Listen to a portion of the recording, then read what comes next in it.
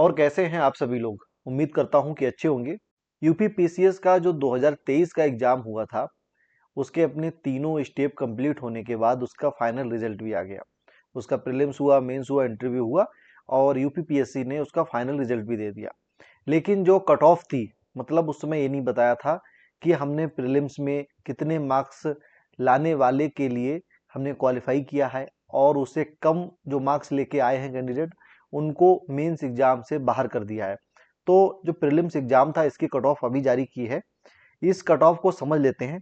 देखिए, मैं हमेशा कहता हूँ स्टूडेंट्स के लिए कि आपके अपने कैरियर के लिए, आपके अपने एम के लिए, अपने सपने के लिए आप कुछ भी पढ़ रहे हैं, लिख रहे हैं, देख रहे हैं, तो 100% कोशिश ये कीजिए कि उससे आपके कैरियर या आपके सपने में कुछ ना कुछ मिले।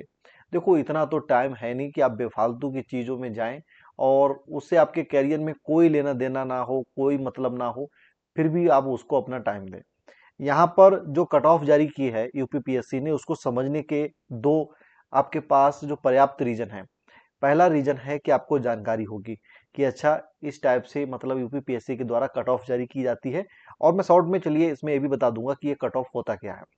दूसरी चीज इसमें है कि आपको ये भी आइडिया लग जाएगा, आप यूपीपीएससी की तैयारी करने वाले हैं या आप तैयारी शुरू कर चुके हैं, तो आपको ये भी आइडिया लग जाएगा कि मुझे एसडीएम या डीएसपी बनने के लिए प्रीलिम्स एग्जाम में कितने मार्क्स लाने होंगे और कितने मार्क्स लाने पर मेरा सिलेक्शन होगा।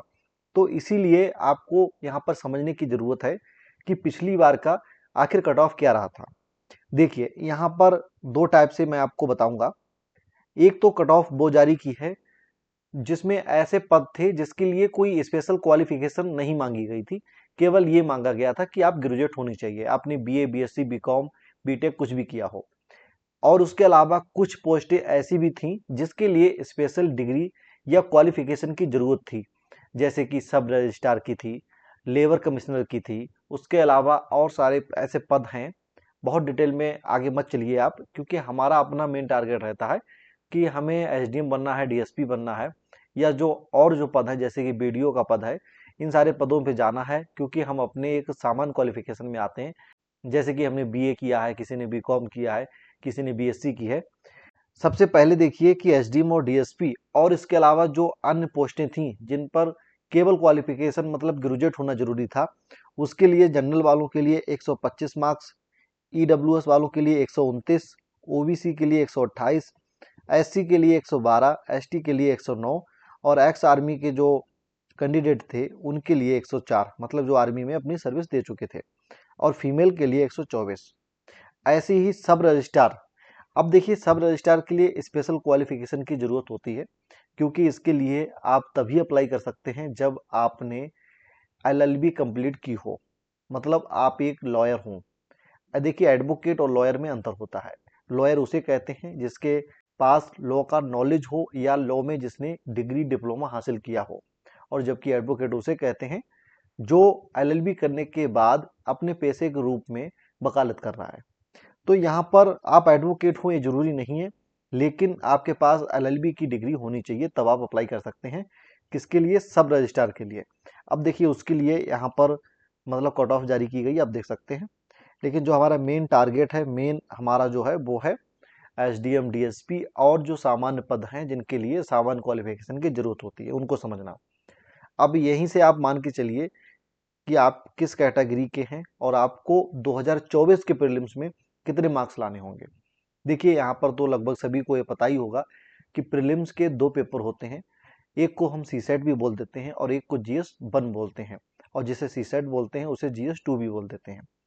जीएस 2 या सीसेट जो होता है, उसको केवल और केवल क्वालिफाई करना होता है 33% मार्क्स के साथ, ठीक है। और उसमें कुछ भी नहीं करना होता है और ना ही उसके मार्क्स ऐड किए जाते हैं। लेकिन आपका जो जीएस 1 का पेपर होता है, ये इसके ही मार्क्स आपको दिखाए गए हैं, 125, 129, 128 के 12, ये उसी के मार्क्स हैं। इनके कहने का मतलब ये है, जैसे कि मैंने पहले कहा था कि कट ऑफ क्या होता है, समझा देता हूँ शॉर्ट में। देखिए, कट ऑफ एक वो मापदंड होता है जिसमें कहा जाता है कि इससे कम मार्क्स लाने वाले को हम नहीं लिए हैं, और इससे ज्यादा जिनके मार्क्स आए हैं उनको लिए हैं।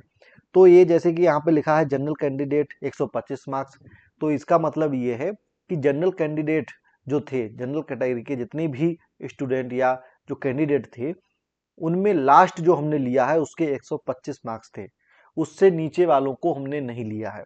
इसी तरह से ईडब्ल्यूएस है, ओबीसी है, एससी है, एसटी है और फीमेल वगैरह है।